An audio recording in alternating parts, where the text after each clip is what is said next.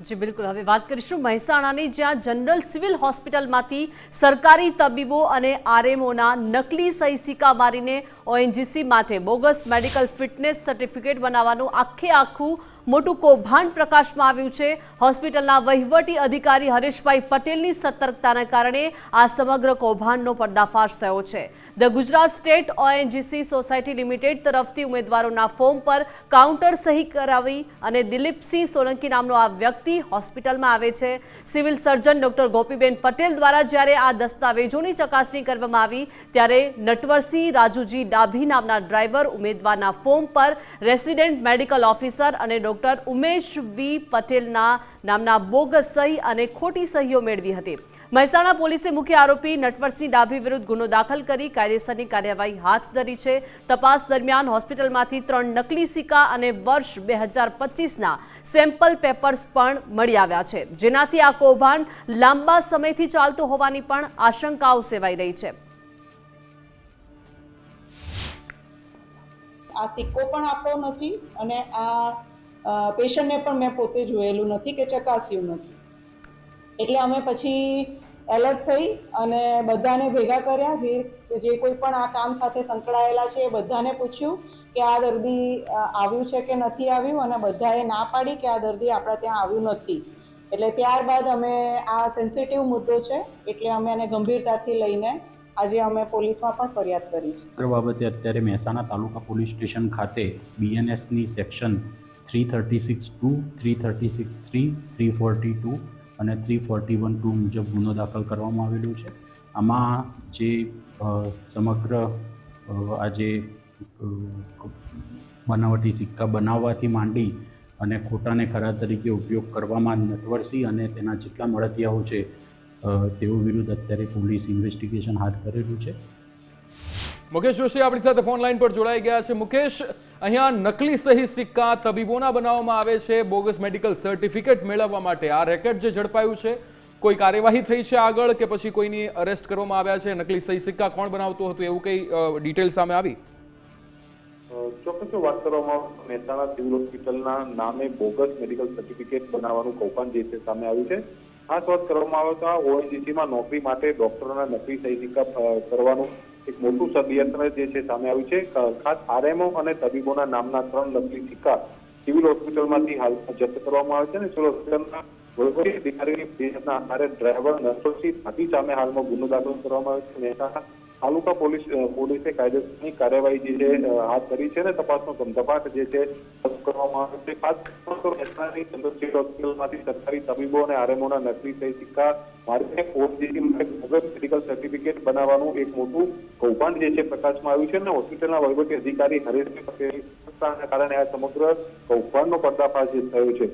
Form 0 તેમજ વિવિધ medical રિપોર્ટના civil હોસ્પિટલના અધિકારીઓના નક્કી રાઉન્ડ સીલ અને સહયોગ કરીને ઓએનજીસી સોસાયટીમાં રજૂ કરવાનું કૌભાંડ જે છે સમગ્ર સામે આવતા પોલીસ પણ જે છે ખાસ પગલાં લેવા માટે સતર્ક બની છે અને આવનારા સમયમાં આ પ્રકારના કહી શકાય કે નકલી સિક્કા ઉપર આ પ્રકારનું સર્ટિફિકેટ બનાવીને કેટલા લોકોએ એની અંદર જે જોબ મેળવી છે તે પણ બહાર આવશે। જી બિલકુલ મુકેશ, સમગ્ર માહિતી સાથે જોડાવા બદલ આપનો આભાર। તો આપણી સાથે ન્યૂઝરૂમથી સહયોગી ઉમંગ લાઈવ જોડાયેલા છે। ઉમંગ, રાજ્યમાં હવે જ્યાં જુઓ ત્યાં નકલીની ભરમાર જોવા મળી રહી છે। તમે જો નોકરી મેળવી હોય તો નકલી સર્ટિફિકેટ બની જતા હોય છે, ખાદ્ય ચીજ વસ્તુઓમાં પણ નકલી પ્રોડક્ટ્સ મળતી હોય છે, અને હવે તો આ હોસ્પિટલમાં ફિટનેસ સર્ટિફિકેટ પણ નકલી બની રહ્યા છે। આના મૂળિયા શું હોય છે અને કઈ રીતે તેને દૂર કરી શકાય છે? એના પાછળના જવાબદાર કારણો શું છે?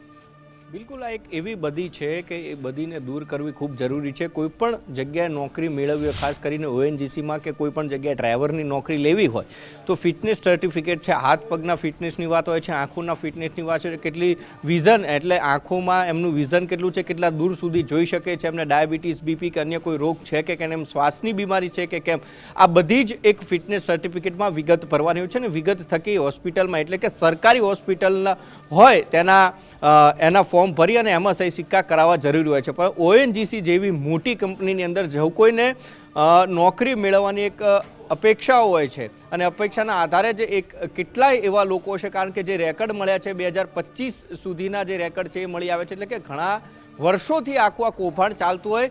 વાત કરીએ મૂળની તો ક્યાંક ને ક્યાંક હોસ્પિટલના કોઈ પણ એક એવા વ્યક્તિ એ કોઈ પણ હોઈ શકે છે, પ્યુનથી માંડીને કોઈ અધિકારીની સંડોવણી વગર આ શક્ય નથી બનતું.